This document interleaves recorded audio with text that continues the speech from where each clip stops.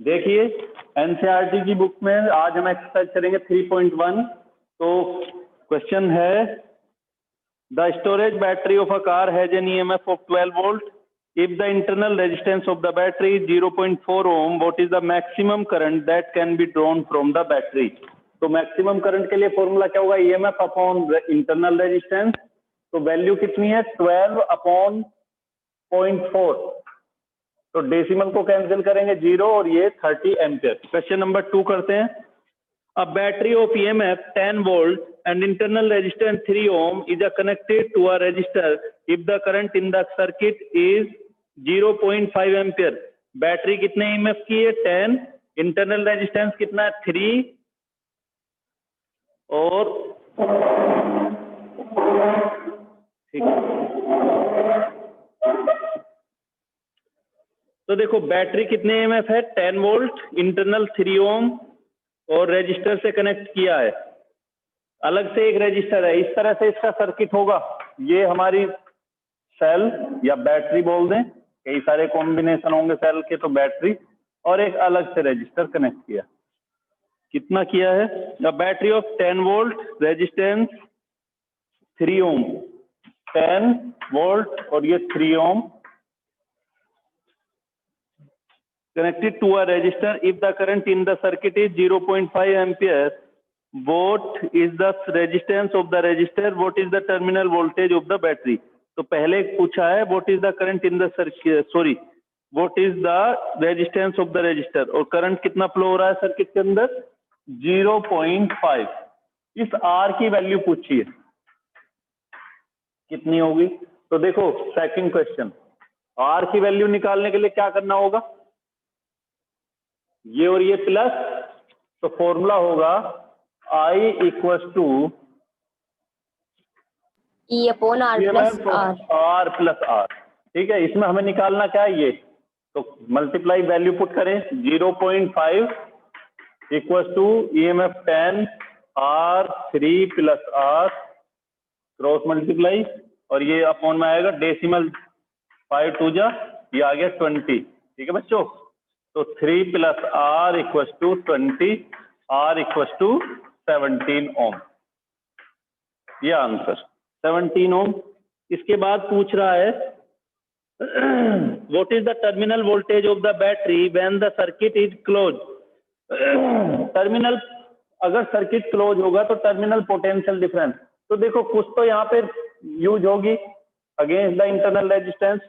तो ये या क्या कर सकते हो कि IR माइनस करना होगा, तो टर्मिनल के लिए V equal to E minus IR, या तो ऐसे कर लो या डायरेक्ट क्या होगा इसका इक्वल I मल्टीप्लाई R, ये भी कर सकते हो E माइनस IR, या ये डायरेक्ट कर दें। तो दोनों ही मेथड से देख लो, ये कितना है 10 माइनस I कितना है 0.5 मल्टीप्लाई स्मॉल r कितना है 3, 5 3 जब ये आएगा कितना 1.5 10, तो कितना आता है 8.5 वोल्ट।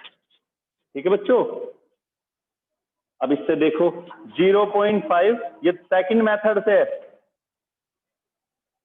डायरेक्ट भी कर सकते हो क्योंकि जो इंटरनल रेजिस्टेंस है वो तो उसका, अगर इंटरनल रेजिस्टेंस करंट फ्लो नहीं होता तो ईएमएफ, तो कुछ तो यूज यहाँ पे वो उसने पूछा है टर्मिनल पोटेंशियल डिफरेंस। तो टर्मिनल जो होगा वो यूज किसका अगेंस्ट होगा, एक्सटर्नल रेजिस्टेंस। तो 0.5 मल्टीप्लाई R की वैल्यू कितनी है 70, तो कितना आएगा 5 7 जा 35 3 5 3 वोल्ट। कैसे भी कर सकते हो। Next 3 registers of 1 ohm 2 ohm 3 ohm, हालांकि सिलेबस में नहीं है इस बार सीरीज या parallel combination of the register, लेकिन फिर भी सीधा सीधा कर सकते हो। 3 register of 1 ohm 2 ohm and 3 ohm are connect. अरे बुक तो खोली हुई है सभी ने। Yes sir. तो chapter question number 3, 3 register of R combined in series what is the total resistance. तीनों को प्लस कर देना है, 3 2 5 और 6 आ जाएगा। If the combination is connected to a battery of EMF 12 volt and negligible internal resistance obtain the potential drop across each resistor। ठीक है बच्चों, कर लोगे? देखो किस तरह से करना। Potential drop across each resistor, current निकालना होगा इसमें पहले, और करंट निकाल लोगे तो फिर तुम कर दोगे। देखो इस तरह से पूछा उसने।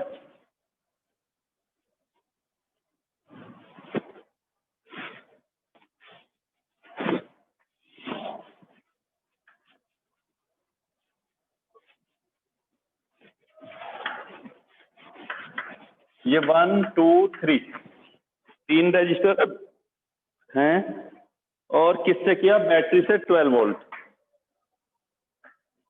इस तरह 12 वोल्ट से किया है। अब इसने पूछा है रेजिस्टेंस, तो तुम निकाल लोगे, तीनों का प्लस करना है।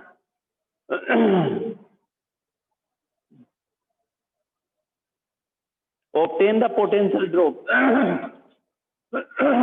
ये अब हम सपोज आई है, तो ये V1 V2 V3 इन दोनों टर्मिनल के बीच, तो क्या फॉर्मूला होता है? IR, इसका मतलब पहले I चाहिए, और I के लिए क्या करना होगा? I equal to total EMF upon total resistance, और टोटल कितना है?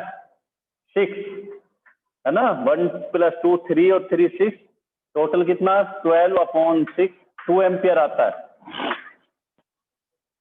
V1 V2 V3 फॉर्मूला सबका एक ही होगा, I multiply R1, I multiply R2, I multiply R3। बेटा एक चीज और बोल दूं, मन में कंफ्यूजन होगा कि सर कॉम्बिनेशन तो है ही नहीं। कॉम्बिनेशन ना हो, तीनों की जगह एक तो दे सकता था, सब क्वेश्चन ये आ सकता है।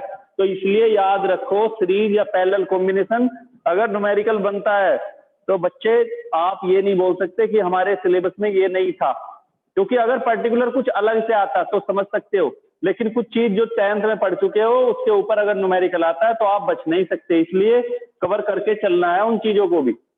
डेरिवेशन बेशक करना ना आए, लेकिन रिजल्ट याद होना चाहिए। तो कर लोगे IR1, I की वैल्यू 2, R की वैल्यू 1, 2 × 2, 2 × 3, 6 4 2 वोल्ट, यह आंसर है। और देखो टोटल मिला के 12 भी बनेगा, 6 और 6 12। मैंने बोला था कि सर्किट में जितना भी कनेक्ट करते हैं वो सारा यूज होता है। इसके बाद next question 3.4, 3 resistor 2 4 5 are combined in parallel, what is the total resistance of the combination? कर लोगे पैरेलल वाला फॉर्मूला लगा के। If the combination is connected to a battery of EMF 20 volt, तीनों को एक 20 वोल्ट से कनेक्ट किया, तो तुम्हें पता है पैरेलल कॉम्बिनेशन में वोल्टेज सेम रहती है। And negligible internal resistance determine current through each resistor, तो V = IR कर सकते हो, I = V/R। ठीक है, हर किसी में करंट की वैल्यू निकालनी है। इस बार इस तरह से देखो, 3 रजिस्टर 1 2 and 3,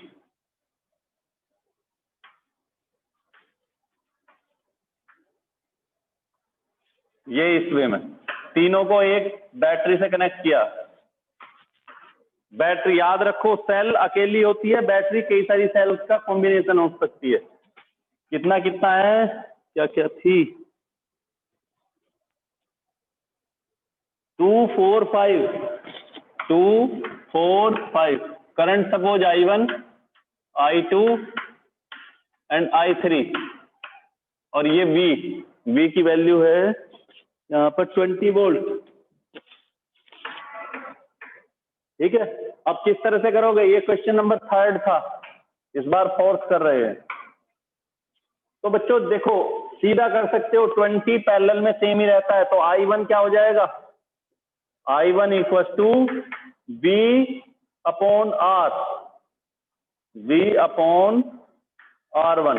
तो V देखो 20, इसमें भी इनके टर्मिनल के बीच भी 20, इनके टर्मिनल के बीच भी, और 20 इसके, क्योंकि पैरेलल में सेम ही रहता है। सीरीज में होता तो अलग अलग आता है। 20/2, दूसरे वाले में I2 20/4 और I3 20/5। तो कितना आ गया यहाँ तो 10 एम्पियर, यहाँ पे 5 एम्पियर और यहाँ पर 4 एम्पियर।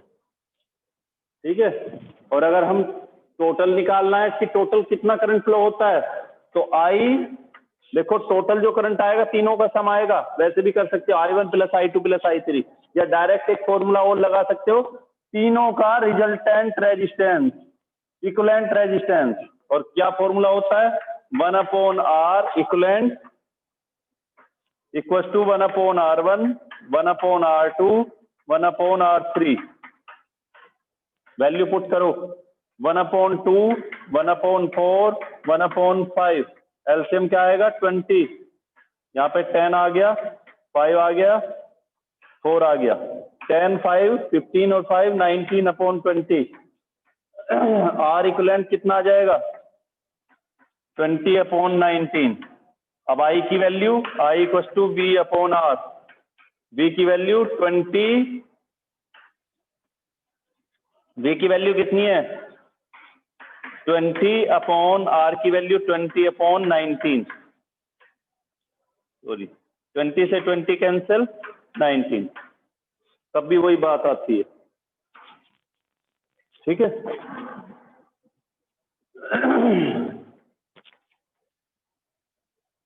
ना चलिए question number 5। At room temperature, ये क्वेश्चन उसके ऊपर है, अगर याद होगा numeric formula, coefficient, temperature coefficient of resistance, temperature coefficient of resistivity. At room temperature 27 degree Celsius the resistance of a heating element is 100 ohm. What is the temperature of element if the resistance is found to be 117 ohm, given that temperature coefficient of the resistor material is 1.70 into 10⁻⁴ degree per degree Celsius. तो करना है इसको, देखो easy numerical है काफी सारे।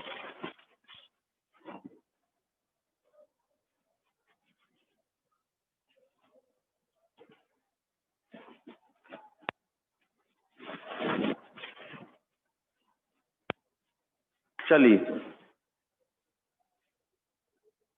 Room temperature बच्चों कितना है अभी 27, और रेजिस्टेंस ऑफ हीटिंग एलिमेंट कितना है, तो T1 कितना है 27 डिग्री सेल्सियस, R1 कितना है 100 ओम, 100 ओम। R2 कितना किया 117 ओम, है ना। गिवन दैट टेम्परेचर को, अच्छा उसी पर what is the temperature of element if the resistance is found 170, given that the coefficient, alpha की वैल्यू कितनी है 1.7 इंटू 10⁻⁴ पर डिग्री सेल्सियस, पर डिग्री सेंटीग्रेड, ये भी बोल सकते हो 10⁻⁴। ठीक है बेटा, एक चीज याद रखना, यहाँ पे 0 भी दिया है, वो मैंने लिखा नहीं था, इससे कोई फर्क नहीं पड़ने वाला। अब क्या होगा फॉर्मूला, अल्फा इक्वल्स टू क्या था बताओ, R2 - R1/R1 डेल्टा T, दोनों का डिफरेंस टेम्परेचर का, है ना। तो मीन्स T2 - T1। अभी हमें क्या बताना है, उस टेम्परेचर को बताना है जिसपे उसका रेजिस्टेंस कितना हो जाता है 117 ओम। तो डेल्टा T की वैल्यू मतलब क्या है यहाँ पे T2, तो T2 की वैल्यू हमें निकालनी है। वैल्यू पुट करो, इस डेल्टा T की जगह क्या लिखोगे T2 - T1, या तो डेल्टा T लिख लो या T2 - T1। तो अल्फा की वैल्यू 1.70 10⁻⁴ इक्वल्स टू R2 की वैल्यू 117 -100 और 100 और T2 - 27। ठीक है, इस तरह से। चलिए T2 माइनस 27 इक्वल्स टू ये 17 अपॉन 100, डिफरेंस 17 आएगा अपॉन 100, और ये नीचे आके देखो माइनस रहेगी, ऊपर आके पावर प्लस हो जाएगी, तो 1.7 into 10 to the power 4 plus में। तो T2 की वैल्यू, मिस्टेक तो नहीं है कुछ भी, 100 T2 माइनस 17,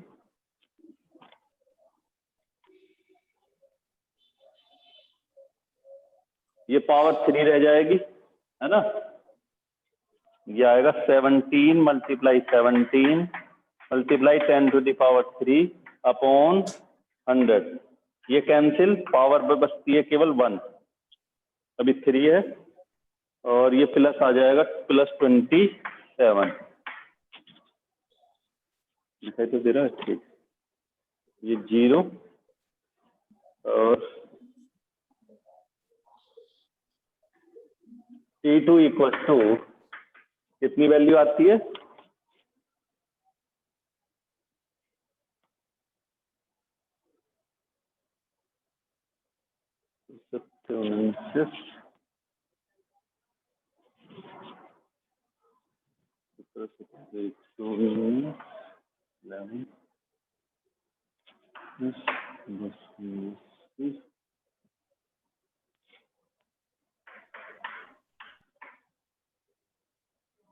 ये इस तरह से बच्चों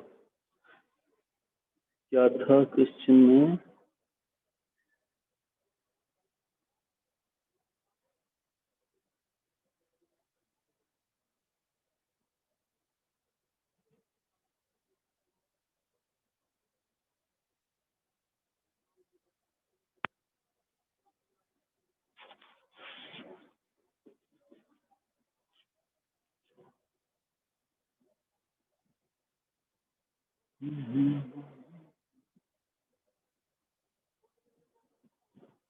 कुछ मिस्टेक की क्या बच्चों?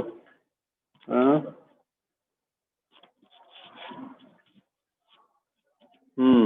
ये 1.7 देखो यहाँ से, ये मैं पावर तो हम प्लस कर सकते हैं, लेकिन ये फिर ये और ये आ जाएगा डेसिमल कैंसिल, ये आएगा 10 और पावर हो जाएगी 5। ये मिस्टेक थी, तो ऊपर जाके पावर आ गई 5, तो यहाँ से 1, ये 10 कैंसिल, ये 1 और ये 3, तो 1000 प्लस 27, और ये आ गया T2 equal to 1027 degree Celsius.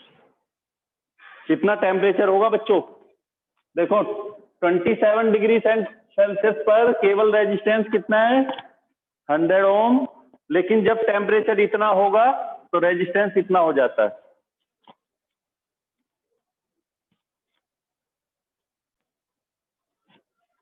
Now question number 3.6,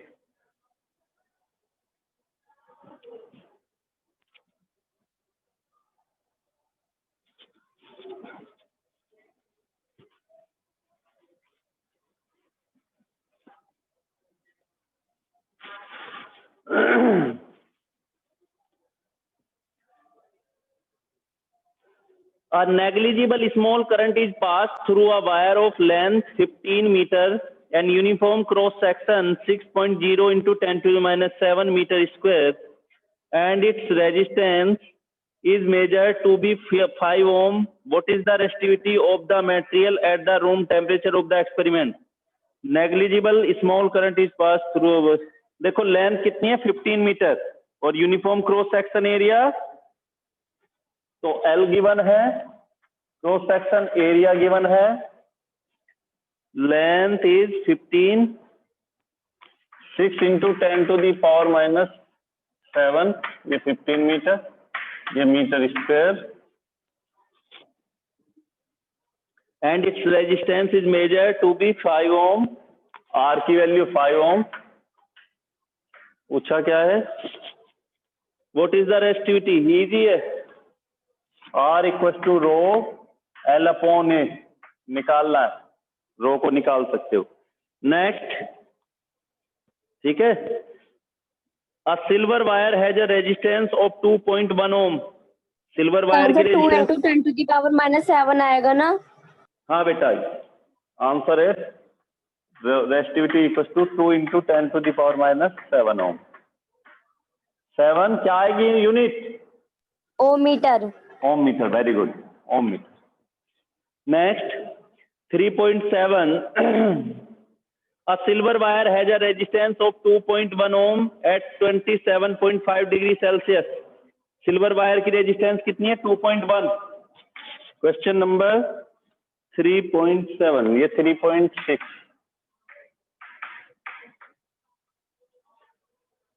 silver wire has a resistance R 2.1,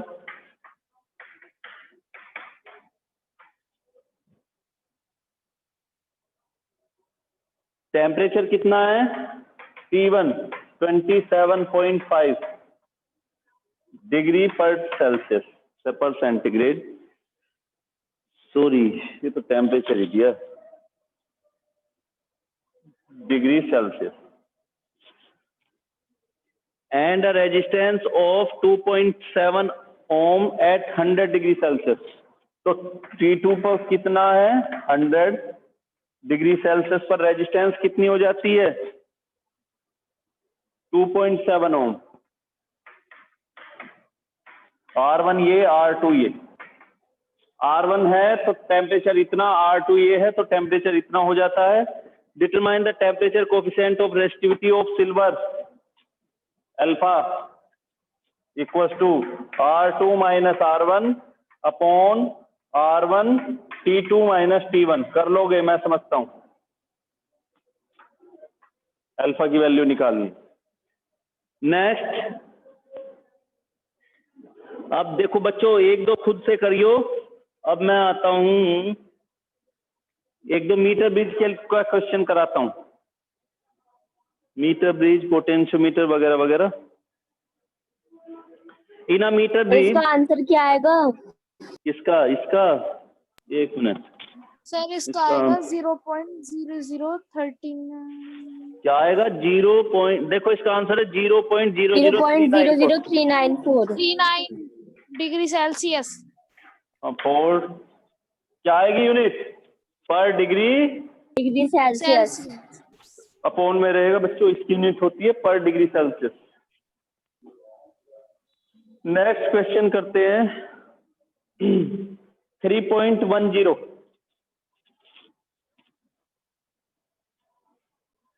चलो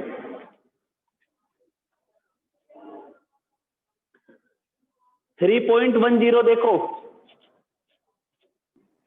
सर 9th क्वेश्चन